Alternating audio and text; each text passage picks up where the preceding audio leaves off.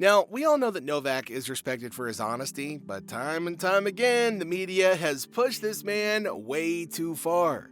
From loaded questions... Novak, when do you think you'll first play in the grass? I don't know. I don't know if I'm going to play in grass. What? Sorry, at all? To unfair comparisons. Well, in the early part of your career when you were chasing Roger and Rafa for titles, and now at the back end of your career, you're chasing Yannick and Carlos. These are the moments when patience cracked and the tennis legend refused to be silenced. When you threw the racket, does it concern you that one day that could cost you dearly? I mean, if the ball were to hit someone today, is that something you think you ought to address? You guys are unbelievable. Why is it unbelievable? Yeah, because you're always picking this kind of things. It's incredible. You keep doing these things. You know, that's I keep doing these things well. Why don't I get suspended then? Every time he shows emotion, it turns into a full-blown investigation. A racket slips out of his hand and suddenly it's a moral crisis. The reporter keeps pushing the same angle about what could have happened, as if Novak had already hurt somebody. I'm still not suspended, so if I'm not close, I'm not close. It could have been serious. It could have been, sure. Or it could have snowed. It could have been snow in O2 Arena today, but it didn't. So you don't think that gives you're not concerned about your mindset? So I'm the only player that shows his frustration on the court, right? That's what you want to say. I'm the only player that is showing that. Top-ranked players in the world. So you are showing this frustration. I'm asking you, do you think it's an issue for you? It is not an issue for me. It's not the first time that I did it. And you just sit there thinking, why is it always this guy? Love him or hate him, it's always him. Other players explode and it becomes passion. With Novak, it becomes some kind of deep mode character analysis. The guy answers firmly, even sarcastically, because what else is he supposed to do?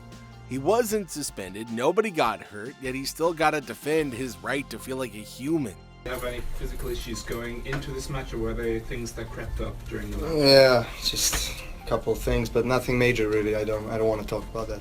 Does this match maybe also summarize, the way of coming back, how difficult it is to actually come back on the level you want?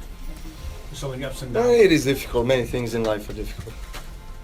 Reem, you're obviously upset, but are you able to articulate? I'm not. I'm sorry, I'm not. And if that questioning felt harsh before, Roland Garros 2018 felt even colder. Novak had just lost a brutal match and looked emotionally drained. Instead of understanding, reporters brought up claims that he had lost his spirit. Whew, imagine hearing that right after fighting for 5 freaking sets. Novak, when do you think you'll first play in the grass? I don't know. I don't know if I'm going to play in grass. What? Sorry, at all? I don't know if I'm going to play in grass. You said you weren't going to play grass. You didn't know if you were going to play. I don't know. I don't know what I'm going to do. I really don't know. I just came from the court. I don't know. Sorry, guys. I cannot give you that answer. I don't know. I cannot give you any answer. He kept saying that he didn't know about grass or the future because he just walked off court. The guy was exhausted, not dramatic, but again, why is patience never extended to him? Necessarily needs to be the first question because it's not about today's match or even the next one. It's more of an overview. What's it been like to be something of the bad guy chasing after Roger and Rafa all these years?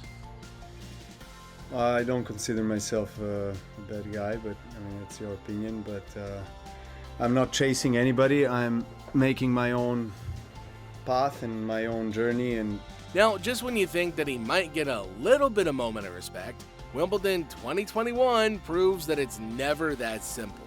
They asked him about being the bad guy, always chasing Federer and Nadal. After everything he's fought for, people still treat him as the villain. So he calmly shuts it down. He's not chasing anybody, he's making his own path, his own history, and loving every moment of it. Comparisons don't break him, they only push him harder. So we just have to watch frustrated, knowing that this guy deserves better than all this endless narrative of always being the one on the receiving end.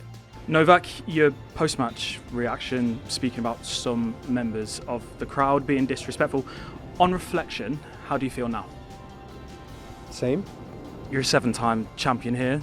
Do you feel you get the respect you deserve?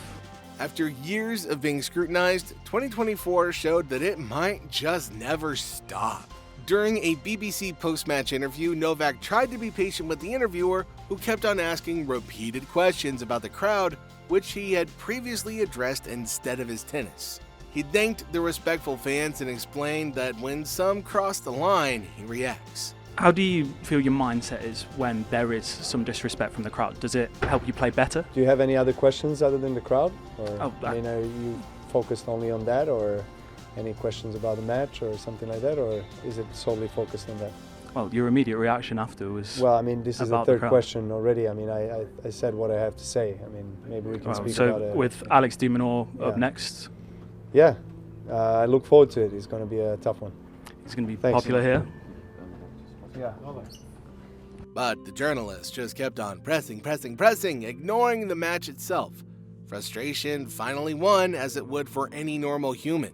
Novak walked out, refusing to perform for a narrative that demanded that he justify every single emotion and action. Well, in the early part of your career when you were chasing Roger and Rafa for titles, and now at the back end of your career, you're chasing Yannick and Carlos. Is it I'm possible- chasing Yannick and Carlos? In which sense?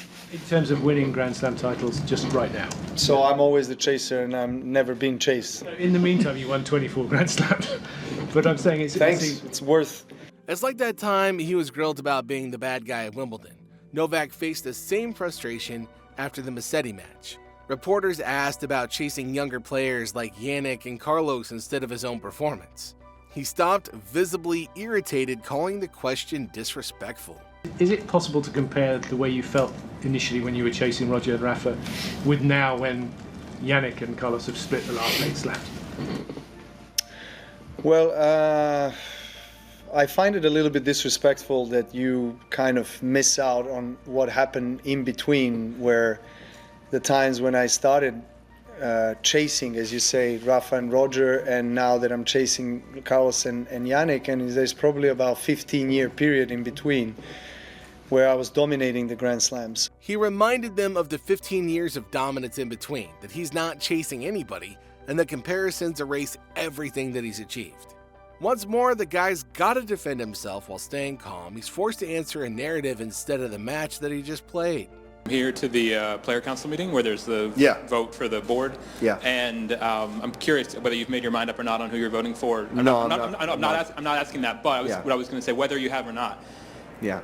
What qualities are you going to look for in a candidate? What do you think the next person on there needs First of all, to you have? guys have to understand that, I see, the way it was presented in the media, I didn't really like it, and I don't think it's fair that you guys point out myself as the decision maker. In Rome 2019, he faced a storm of questions again that had nothing to do with tennis. He spoke about Madrid, Garros, and his preparation, trying to focus on the sport.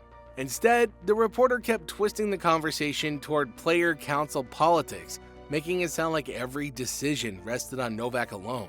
You don't think you should be accountable as president, then who should be? It's not about accountability. It's about it's about the way you guys are portraying the whole process. Kind